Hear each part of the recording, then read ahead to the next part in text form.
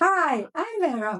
And I'm Spaghetti Spaghetti. And no, we didn't torch the BMW you saw in the thumbnail, but it is part of the story we're about to tell, so stick around to find out why we chose this image.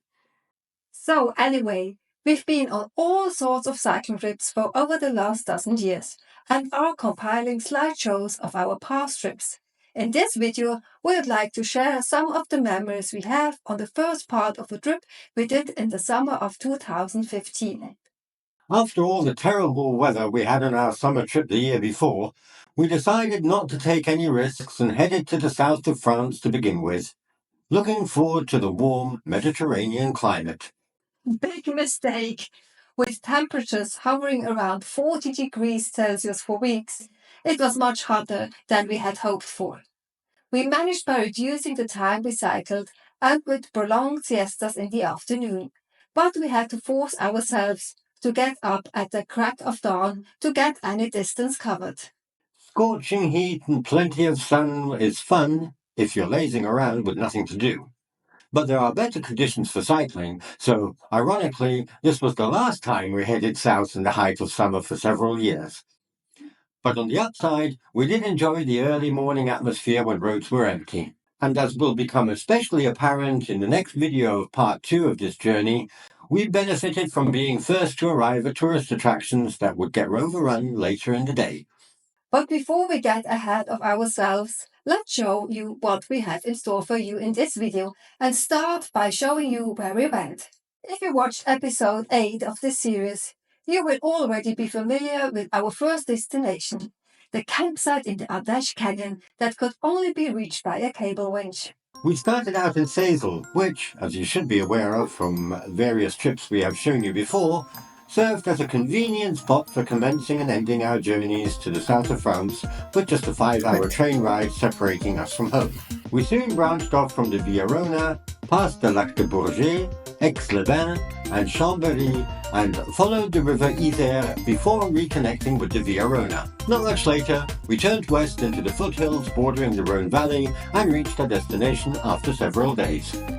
So, this is at the campsite in Seyssel, which is suitably situated directly on the Via Rhôna. You'll notice that we acquired these chairs, which had been recommended to us by Dutch cyclists a year before. In fact, bringing lightweight, foldable chairs like this along with you on your cycling trip seems to be a Dutch thing. An iconic piece of furniture making it easy to identify cyclists from the Netherlands. Anywhere you go. This had initially turned out to be a great idea and became our preferred resting place during the long hours of siesta.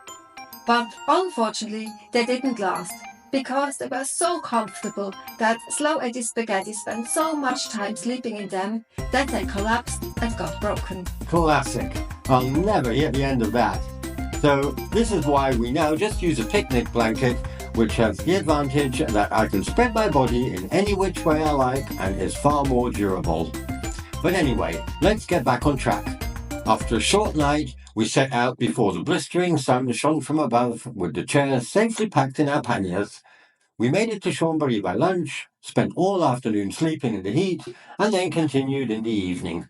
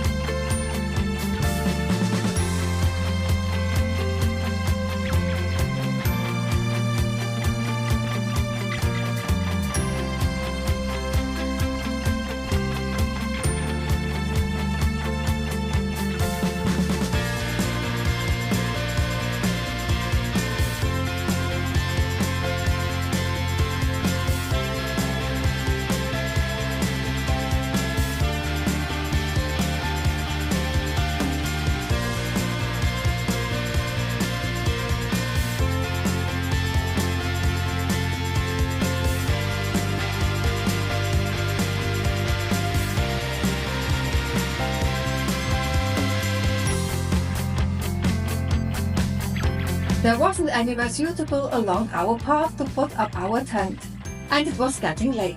So we took a detour up into the mountains where we had found a campsite on the map. only to discover that it had ceased to be operated. Well, if you saw episode 3 of this series, you know that this hadn't been the first time we were falsely led to believe that a campsite had awaited us. So we didn't think twice about it and set ourselves up for the night. Next morning, we continued along a wonderful greenway flanking the banks of the Isère River, leading us past Grenoble, home to 160,000 inhabitants, and the remarkably strange transparent egg-shaped cable cars called the Bulle, or Bubbles, connecting the city centre to the Bastille fortress, watching from the mountainside above.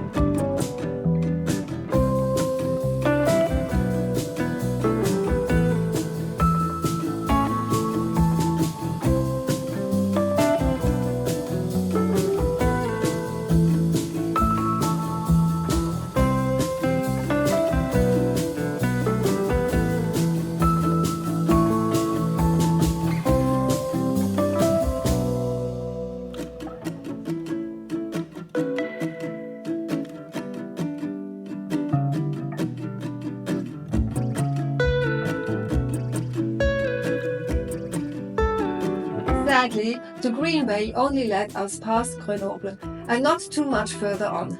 It only recommenced further down the river in Saône-Isère, and this part of the VV63 is still absent today. It would be lovely if this missing link would be installed sometime in the near future, because a continuous pathway from the Alps to the Rhone Valley would be very attractive. This is where we picked up on the greenway again, where cars seem to be especially unwelcome. But then again, torching cars is somewhat of a French pastime, so it was probably just a weird but fitting coincidence. We then passed through the famous walnut tree plantations of the region, which are amongst my favorite trees, and stumbled upon some cars that were in notably better condition and had escaped ever being set on fire for a long time.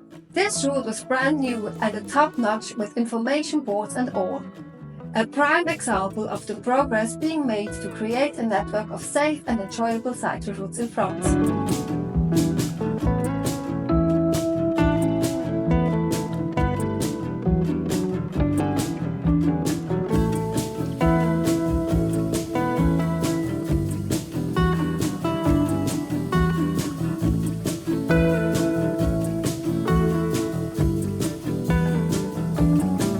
We joined the Via Rhôna here just north of Valence, hoping to arrive at the campsite before nightfall. Only to discover that True was out of business. But unlike the last place that was shut, we couldn't access the grounds, so we cycled along out of the town. It was already dark when we put up our tent, so we didn't put much effort into it, as we could plainly see whilst we got off to an early start before the heat got too intense the next day.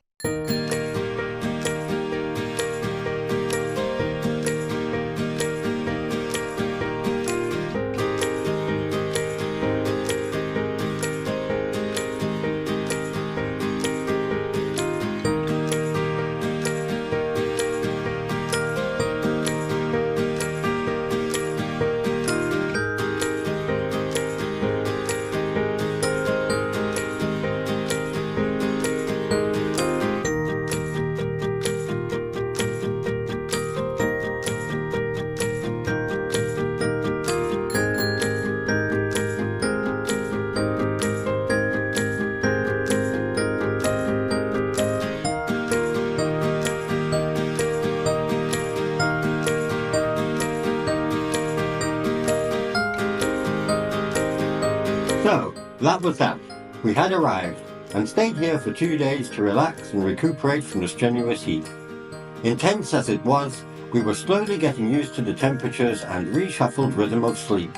So we were soon ready to continue on our journey further south, crossing the Rhone and heading into the gloriously colourful Provence region, and ending us up completing the final part of the Via Rhôna, which literally stopped as land ran out.